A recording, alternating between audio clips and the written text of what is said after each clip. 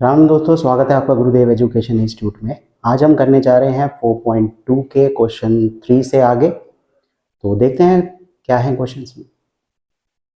Question number 3 कहता है find two numbers whose sum is 27 and product is 182। Okay, question कह रहा है कि भैया हमारे पास दो नंबर ऐसे निकालो जिसका सम तो 27 हो और अगर हम उन दोनों को प्रोडक्ट करें यानी मल्टीप्लाई करें तो 182 आ जाए। हमें नहीं पता नंबर क्या है। तो ठीक है, हमने ऐसे सवाल पहले भी किए। लेट वन नंबर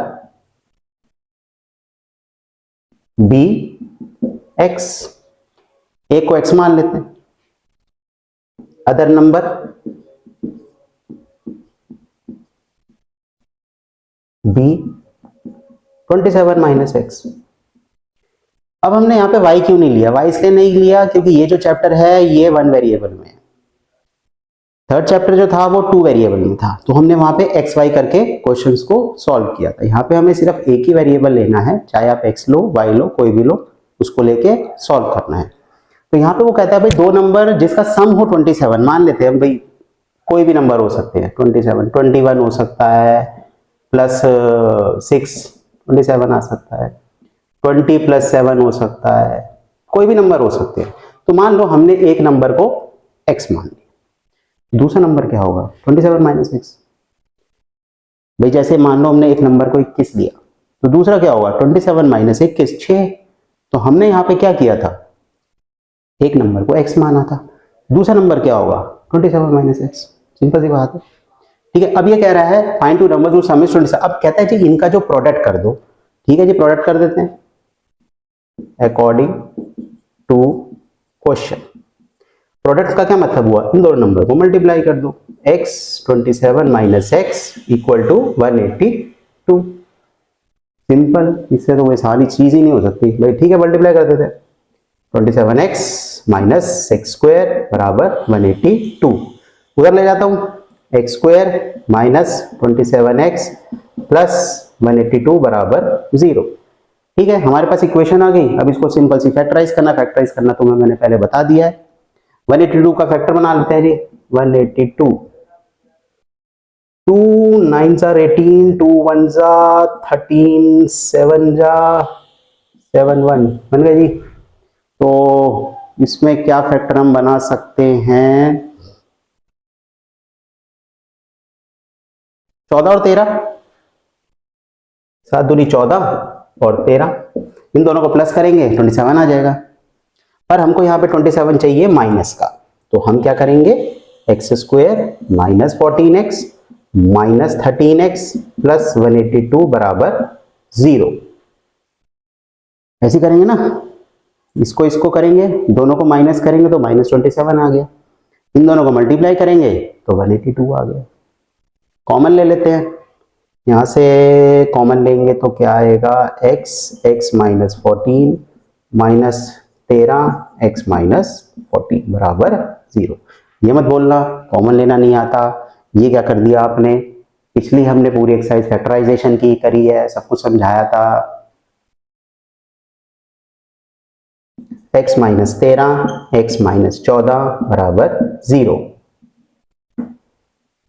यहां से एक बार x माइनस 13 बराबर 0, एक बार x माइनस 14 बराबर 0, यही तो आएगा। तो x आ गया 13 और 14। एक बार x 13 रख लो, दूसरा नंबर 14 आ जाएगा, यानी दो नंबर हमारे पास आ गए 13 और 14। सिंपल क्वेश्चन था, आसान क्वेश्चन था भाई। ये क्वेश्चन उनके लिए बहुत सिंपल है जिनको फैक्टराइजेशन आती है, जिनको फैक्टराइजेशन नहीं आती उनके लिए यहां तक तो सिंपल है, उसके बाद समझ में नहीं आएगा उनको ये हुआ क्या। इसलिए जिनको नहीं आता तो फैक्टराइजेशन के वीडियोस देख लो, फैक्टराइजेशन कैसे करते हैं, तो ये क्वेश्चंस बहुत आसान हो जाएंगे। चलिए नेक्स्ट पार्ट। क्वेश्चन 4 कहता है find two consecutive positive integers sum of whose square is 365। ठीक है, कंसेक्यूटिव का क्या मतलब होता है, लगातार। ये मैंने तुम्हें थर्ड चैप्टर में भी बताया था, कंसेक्यूटिव मतलब होता है लगातार। लगातार जैसे 10 11 3 4 5 6, जो लगातार नंबर होते हैं उनको कहते हैं कंसेक्यूटिव नंबर्स। हमको यहाँ पॉजिटिव चाहिए, नेगेटिव वाले नहीं चाहिए। तो ठीक है जी, let one integer, positive integer लिख लेना, positive integer x, other integer, दूसरा क्या होगा x प्लस वन, दूसरा x प्लस वन होगा, एक ज्यादा ही तो होता है, कंसेक्यूटिव का मतलब ज्यादा, जब एक 3 है तो दूसरा 4, एक ज्यादा, एक 5 है तो दूसरा 6, एक ज्यादा।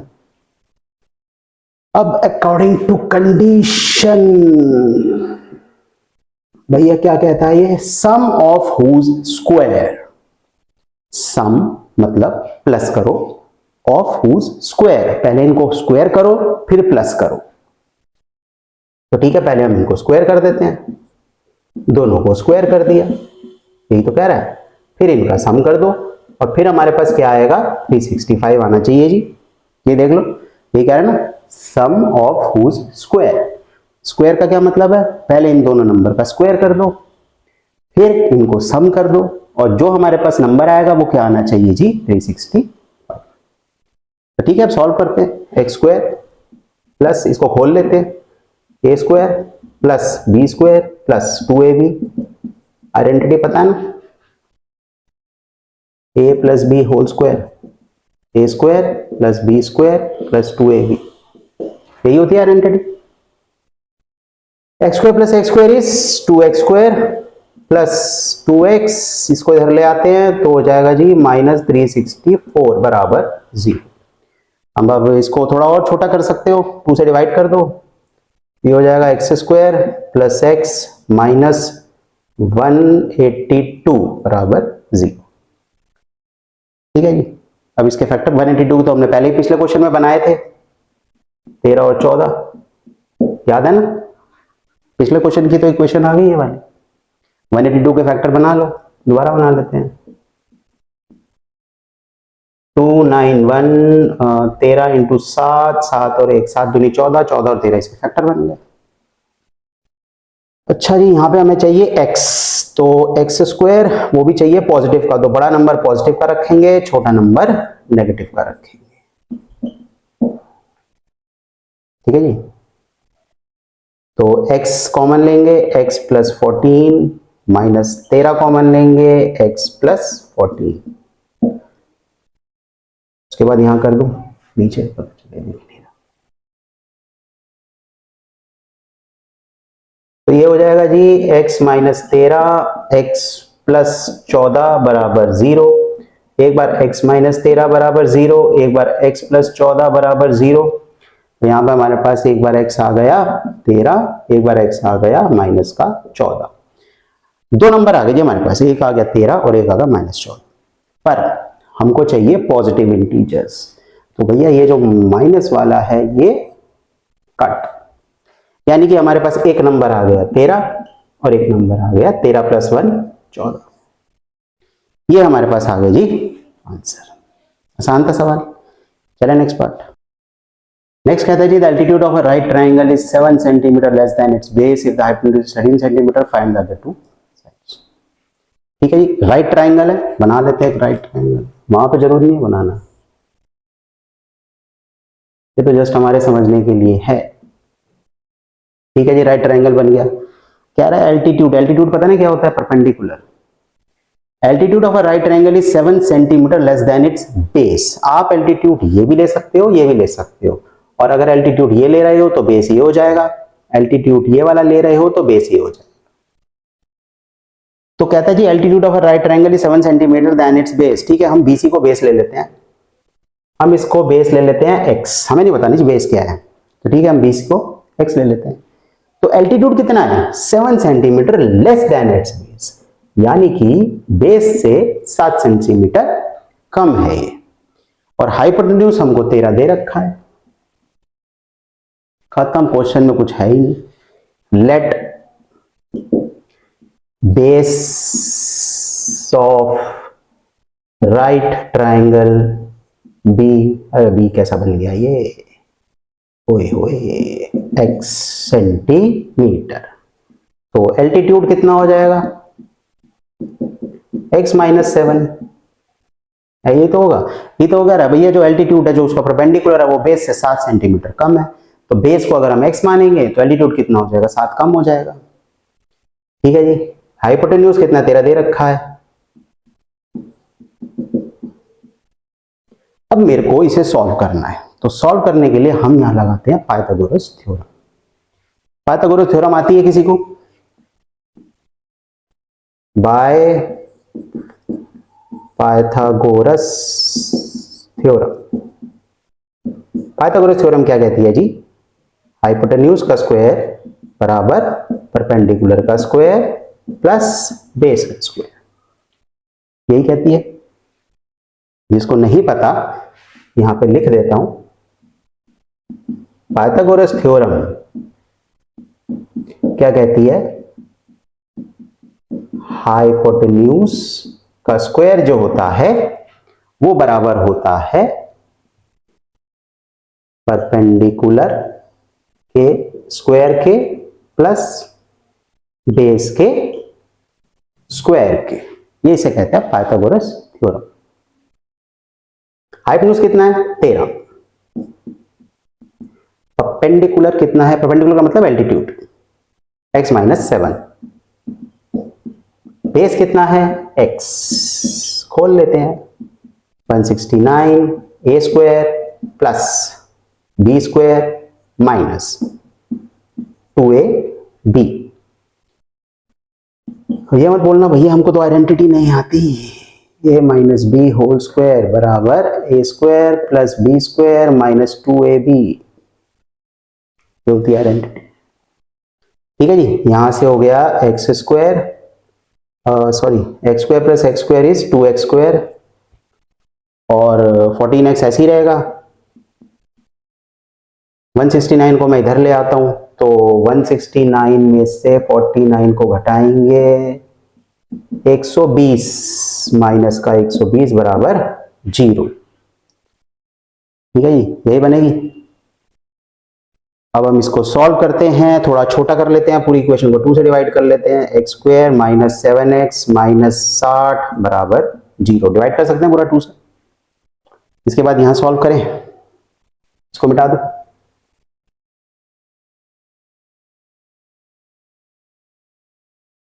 चलो जी,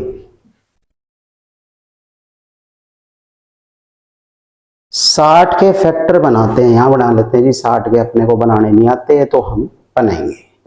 2 3 जा 6, 2 15, 3 5, 5 और 1। अब हमको चाहिए जी 60, तो इसके फैक्टर क्या बन सकते हैं? 5 दिए 15, हमें चाहिए 7, प्लस माइनस करने पे हमें चाहिए 7, तो 12 और 5 बना ले, 4 दिए 12, हाँ 12 5 बन जाएंगे। यहां कर दो एक्स स्क्वायर, माइनस का 7x चाहिए, तो जो बड़ा नंबर है 12 उसको माइनस का रख लो, छोटे नंबर को प्लस का रख लो, माइनस 60।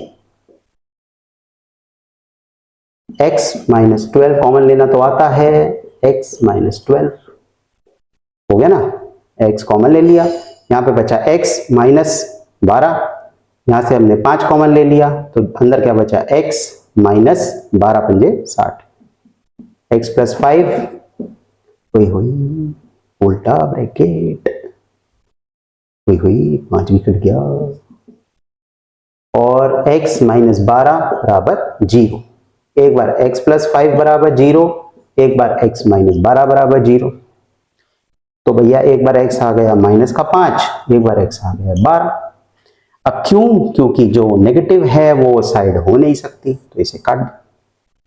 तो बेस हमारे पास कितना आ गया? 12।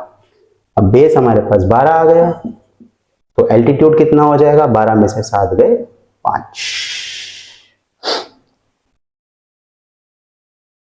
आसान था क्वेश्चन। बस ये क्वेश्चन अगर अच्छे से करने हैं तो फैक्टराइजेशन सीख लो, इन क्वेश्चनों में कुछ नहीं है। चलिए next part. The cotton industry produces a certain number of pottery articles in a day. It was observed on a particular day that the cost of production of each article was 3 more than twice the number of articles produced on that day. The total cost of production on that day was 90. Find the number of articles and the cost of each article. अच्छा question है, करते हैं। कह रहे जी cottage industry है एक, वो produce करती है कुछ पॉटरी आर्टिकल्स, हमें नहीं पता कितने। It was observed that on a particular day the cost of production of each article, cost of production पता ना कितना होता है? जैसे जो खर्चा हमारा कोई चीज बनाने में आता है, कुछ भी खर्चा आ रहा है, जैसे हम कुछ एक आर्टिकल बना रहे हैं, कुछ भी बना रहे हैं, हम पॉटरी बना रहे हैं, हमें कुछ खर्चा आएगा, that is cost of production, factory की कॉस्ट। अब ये जो कॉस्ट ऑफ प्रोडक्शन है ये है 3 more than twice the number of articles produced on that day. मतलब हम मान लो 50 आर्टिकल प्रोड्यूस करते हैं, तो 50 आर्टिकल कहता है जी उसका 3 मोर यानी कि 53, वो है हमारी कॉस्ट ऑफ प्रोडक्शन। ठीक है ना, sorry, twice the number of articles produce on, पहले आर्टिकल का ट्वाइस करो, यानी कि अगर हमारे 50 आर्टिकल प्रोड्यूस हो रहे हैं तो उसका ट्वाइस होगा 100, फिर उसमें 3 और जोड़ दो, यानी 103 होगी cost of production. If the total cost of production on that day was 90, यानी टोटल जो हमारा खर्चा उस दिन आया वो था 90 रुपए का। तो कहता है जी आर्टिकल बताओ और कॉस्ट ऑफ ईच आर्टिकल बताओ। ठीक है जी, ना तो हमें आर्टिकल पता, हमें कुछ नहीं पता, क्वेश्चन करने जा रहे हैं हम। लेट आर्टिकल्स एक्स, भैया हम मान लेते हैं जो टोटल नंबर ऑफ आर्टिकल्स हैं वो एक्स है, तो लिख लेना, पूरा पूरा लिख के दूं, let total number of articles produced equal to x. ठीक है, कॉस्ट ऑफ प्रोडक्शन क्या होगी, कॉस्ट ऑफ प्रोडक्शन, ध्यान से देखो, it was observed on a particular the cost of production of each article was 3 more than twice the number of articles produced। पहले करेंगे twice the number of articles, articles कितने हैं x, इसका twice कर दो, फिर 3 more than यानी 3 और जोड़ दो, ये हो गई जी कॉस्ट ऑफ प्रोडक्शन। ये तो कह रहा हूं, अब कहता है जी टोटल कॉस्ट ऑफ प्रोडक्शन 90 थी। टोटल कॉस्ट ऑफ प्रोडक्शन का क्या मतलब है, मतलब मान लो हमने 10 आर्टिकल प्रोड्यूस किए, ठीक है, 10 आर्टिकल, तो इसकी 10 आर्टिकल जो हमारी थी ये पर आर्टिकल, ईच आर्टिकल की कॉस्ट हमारी आई मान लो 10 रुपए, तो टोटल कॉस्ट ऑफ प्रोडक्शन कितनी हो गई, 100 रुपए।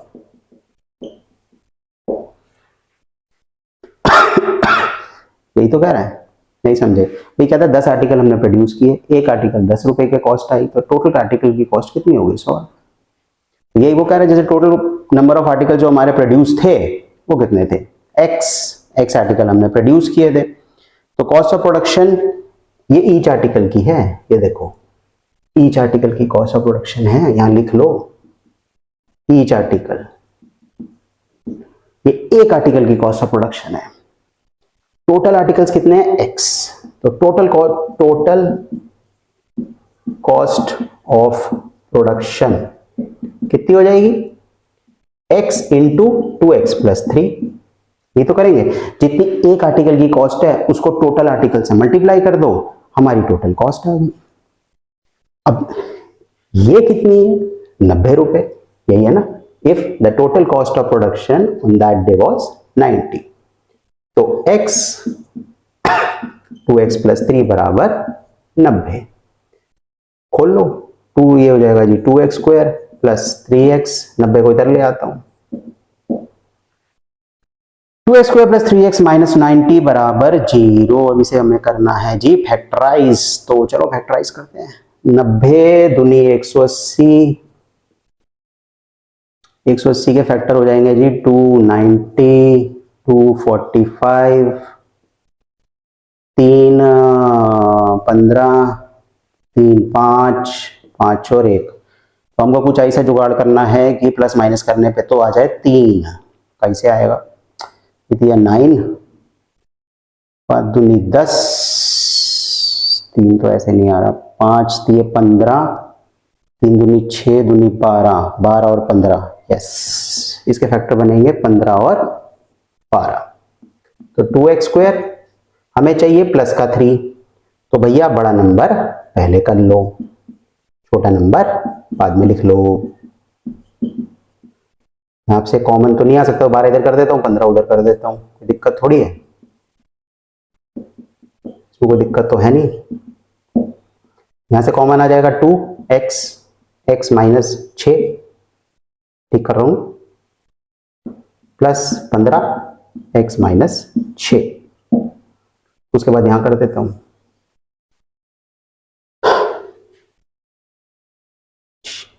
ये आएगा जी 2x प्लस 15